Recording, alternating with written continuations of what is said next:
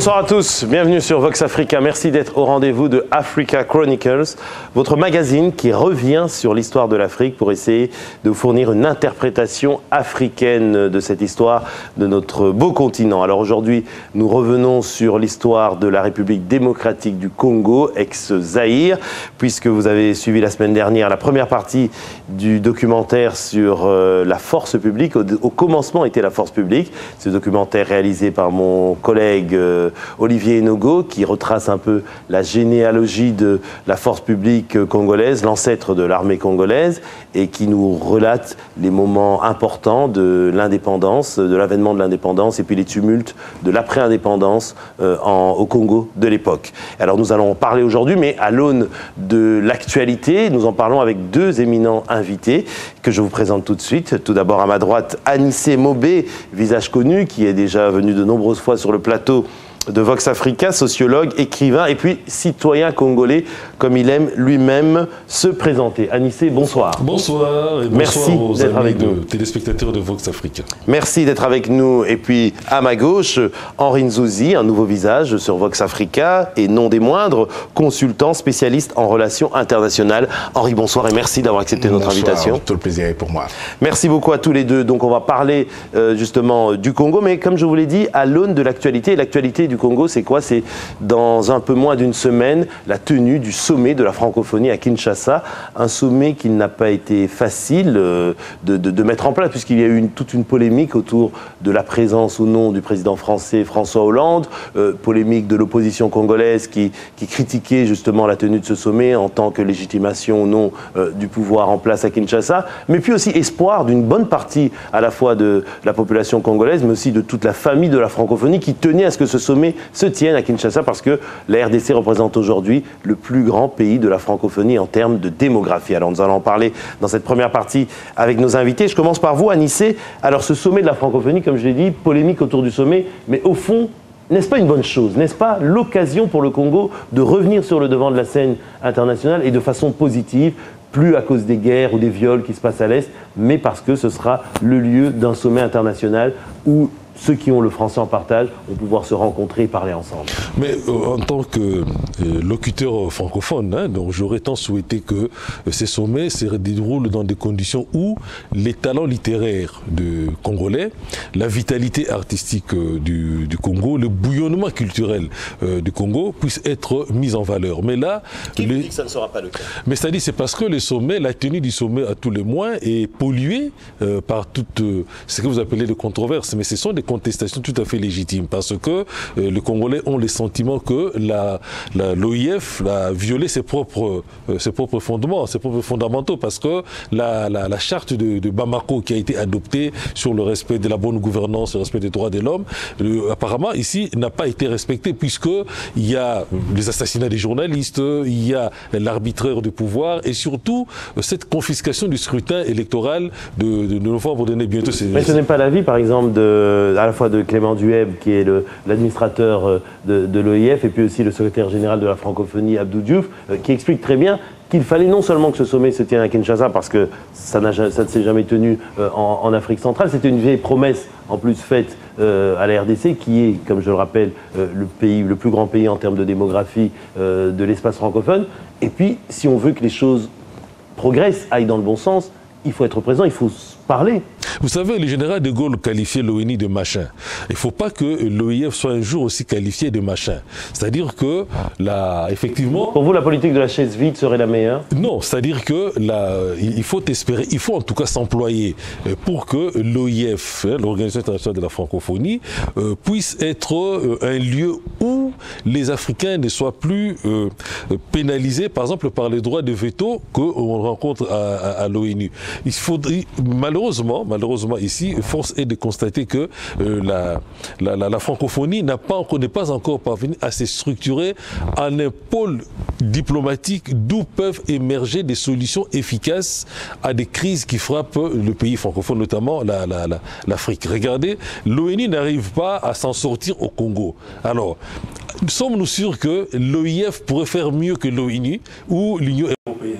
Elle ne pourrait pas faire pire. Elle ne pourrait peut-être aider à faire un petit peu mieux. Il ne faut pas que le sommet soit tout simplement un prétexte, parce qu'il faut absolument que la France ou d'autres grands pays francophones comme le Canada soient l'occasion pour eux de fructifier leurs affaires. Pas parce que les échanges économiques entre l'Afrique et le reste du monde se sont atténués, ce sont plutôt des relations d'affaires, des relations commerciales. Ce n'est pas avec de telles relations commerciales qu'on peut développer économiquement un pays. Et enfin, d'autre part, c'est parce que les Congolais ont appris, en tout cas la Belgique, les États-Unis, la France ont appris aux Congolais que chaque fois qu'un pouvoir en place au Congo est soutenu comme ça contre vents et marées par l'étranger, ça n'a jamais été dans l'intérêt des Congolais, ça a toujours été dans l'intérêt de pays qui soutiennent, même pas du pouvoir en place, mais des opérateurs économiques de ces pays. Donc c'est pour cela, c'est comme ça qu'il faut comprendre les oppositions, les contestations, les critiques des Congolais,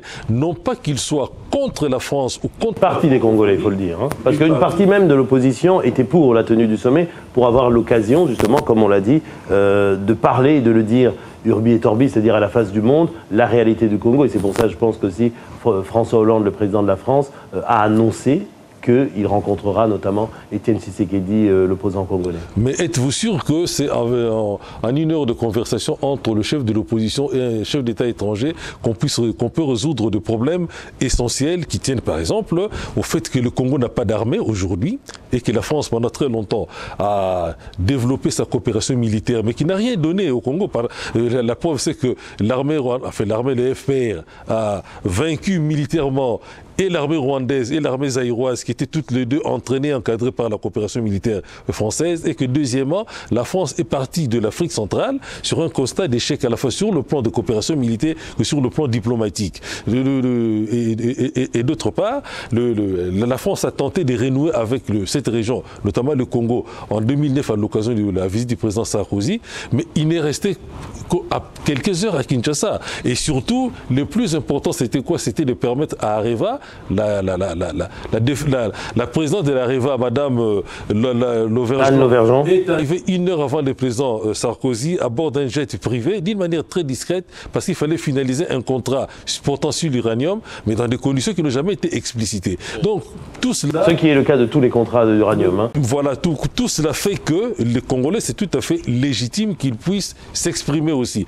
puisque le président de la République française va rencontrer les chefs de l'opposition, mais il ne va pas rencontrer tous les acteurs politiques congolais qui sont en désaccord profond avec le pouvoir en place. Donc, ce qui est normal aussi, il ne le fait pas dans d'autres pays. Je veux dire, il est tout à fait légitime que... Il va pour le sommet de la francophonie, il ne va pas pour régler les problèmes politiques internes au Congo. Vous souhaiteriez qu'il rencontre toute la classe politique congolaise, opposition, majorité? Non. D'abord, ce n'est pas... c'est pas l'objectif du sommet. L'objectif du sommet, premièrement, et deuxièmement, ce n'est pas faisable. C'est impossible à faire, mais au moins que la France ne soit pas sourde aux revendications des Congolais qui eux aussi ont le droit de faire de ces sommets de la francophonie une tribune où ils puissent s'exprimer en dehors des officiels, parce que les officiels, surtout que les officiels ont confisqué le scrutin électoral de 2011. Très bien, merci pour cette première intervention. Je me tourne vers vous, Henri Nzouzi, je le rappelle, consultant, spécialiste en relations internationales. Je reviens, première justement question, est-ce que ce sommet est-ce, selon vous, une chance pour le Congo de revenir justement sur la scène internationale d'une manière positive? Qu'est-ce que vous en pensez? Si vous le permettez, avant de répondre à votre question précisément, peut-être rappeler, donc l'OIF, c'est effectivement l'Organisation internationale de la francophonie, qui regroupe toute une série de pays ayant en partage la pratique de la langue française, dans un esprit de promotion de valeurs communes, droits de l'homme, démocratie, etc., mais aussi avec, en toile de fond, des perspectives de coopération économique, éducative à tous les niveaux. Alors, c'est évidemment une émanation de l'ACCT, l'Agence culturelle de coopération technique, qui a été instituée suite au traité de Niamey en 1970. Et l'OIF, depuis 1997, est régi par une charte qui a été adoptée lors du sommet de Hanoï. Alors, ce que je peux vous dire d'emblée, c'est la chose suivante. Pour ma part, j'aurais souhaité que le Congo soit à l'agenda de la francophonie. Mais ce que l'on peut constater depuis que le processus s'est mis en marche, c'est que c'est plutôt la francophonie qui est à l'agenda des Congolais, ce qui est quand même assez surprenant. Alors Kinshasa, le choix de Kinshasa n'est pas du tout étonnant. Il faut savoir qu'en 1991, déjà, Kinshasa avait été désigné, mais pour des raisons politiques, hein, qui à l'époque correspondait à une période assez difficile pour le maréchal Mobutu, le sommet a été délocalisé à l'île Maurice. Beaucoup de voix se sont élevées effectivement pour que ce sommet soit à nouveau délocalisé, à cause de la manière dont le scrutin de 2011 s'est déroulé. Scrutin présidentiel au Congo, enfin les présidentielles et législatives. Effectivement, un certain nombre de rapports ont émis un jugement par rapport à ce qui s'était passé, mais au final, ce sommet se tient à Kinshasa. Bonne chose.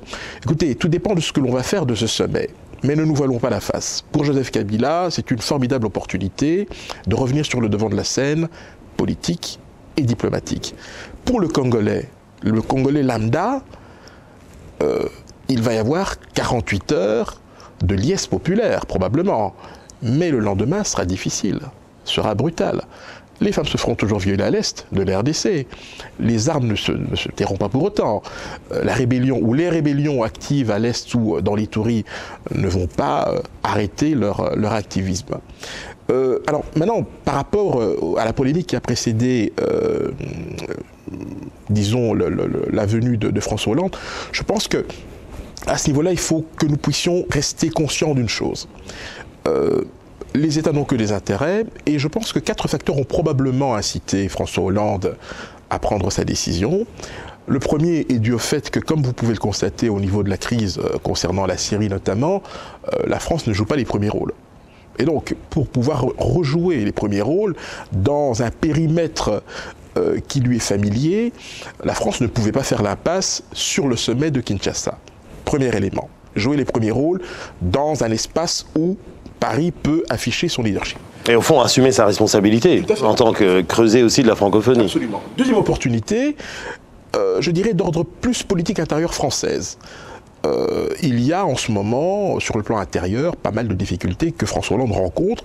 Ces difficultés ont commencé dès le lendemain de son élection, ce qui me fait dire qu'il n'a pas du tout eu d'état de grâce, mais qui fait qu'il est important pour lui de pouvoir s'oxygéner à l'international pour rebondir en interne. Troisième chose, je pense que pour pouvoir atténuer les critiques ou les faire taire définitivement au sujet de sa décision de s'y rendre, l'option a été levée de pouvoir prononcer un discours qui pourrait faire date. Alors, je serais tenté de dire une sorte de discours de la Baule, voilà. Mais version François Hollande, voilà. Mais avec un bémol cependant, parce que comme vous le savez, François Hollande va transiter par Dakar. Bon, on peut imaginer que dans son entourage, certains se disent pourquoi ne pas prendre le contre-pied de Nicolas Sarkozy lorsqu'il a déclaré assez maladroitement que l'homme africain n'était pas entré suffisamment dans l'histoire. Donc cette possibilité-là lui est offerte de s'adresser à la fois aux Congolais, de leur adresser un message d'espoir. Mais vous savez, les messages d'espoir ne ramènent pas toujours la paix et ne remplissent pas les assiettes. Donc les Congolais seront vraisemblablement attentifs à cela, mais à titre personnel, je pense que nous aurons beaucoup plus droit à un sommet tout à fait formalisé, avec un protocole évident, qui sera à mon avis respecté, et je ne pense pas qu'il ira révolutionner ou en tout cas bousculer les choses. Quatrième facteur, selon moi, le fait de rencontrer l'opposition, même si cette opposition, c'est le moins qu'on puisse dire, reste très divisée à la fois sur la situation qui prévaut à l'Est, mais sur sa perception de ce sommet de la francophonie. Ce n'est pas tous les jours qu'un président français, quel qu'il soit d'ailleurs, hein, on l'a vu dans le passé, puisse comme ça prendre langue avec l'opposition du pays hôte. Même si depuis, il faut le rappeler, depuis 1986, hein, le premier sommet de la francophonie... C'est une concession, je veux dire, admise par Kinshasa pour que François Hollande soit là. J'aimerais quand même vous rappeler que François Hollande avait délégué Yamina Benguigui à Kinshasa donc, au courant du mois de juin. Ministre de la francophonie. La francophonie, 3 conditions avaient été formulées par Paris pour que François Hollande se détermine. On peut peut-être les rappeler. Premièrement, une réforme de la CENI. Deuxièmement, que les vrais responsables dans l'affaire soient effectivement condamnés, ou en tout cas que le procès aille à son terme.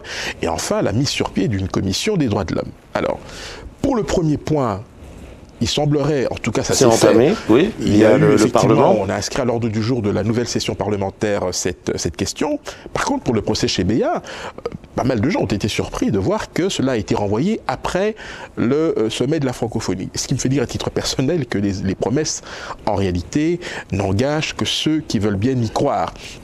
Plus globalement, je dirais que les premiers bénéficiaires du sommet de la francophonie, je pense que M. Nissé Mobé ne me contredira pas, c'est le monde académique, scientifique, culturel, qui, à travers les échanges qui se font à tous les niveaux, trouveront un intérêt certain à ce qu'il y ait une maximisation ou un accroissement des échanges entre ces personnes-là. Mais pour le Congolais, pour celui qui se bat au quotidien pour son avenir, celui qui ne croit plus du tout en l'État, celui qui est confronté à des difficultés insurmontables, et pour celles et ceux qui payent un lourd tribut à l'Est dans un conflit dont je ne doute pas qu'il sera abordé lors de ce sommet. Mais tout de même, ne rêvons pas. Si l'OIF était une puissance à la fois diplomatique et politique, ça se saurait. Certes, depuis 2002, Abdou Diouf a essayé de redynamiser la chose. Il achève son dernier mandat, puisqu'il ne se représentera pas, et donc il achève son mandat en 2014. Mais la francophonie, en tout cas l'OIF, n'a jamais résolu un conflit. Ça se saurait. Mais elle permet simplement, à un certain moment, au président de se parler, parce qu'il y a les bilatérales, les réunions en parallèle. J'ai coutume de dire que parler c'est bien, agir c'est mieux. On peut multiplier à l'envi les cadres de concertation, mais tant que le statu quo est consacré, je crois que l'exercice, à un moment donné, trouve ses limites. Mais je ne vais pas jeter le bébé avec l'eau du bain. Je pense que le cadre n'est pas à rejeter en soi, mais il ne faut pas que ça soit un énième rendez-vous inutile.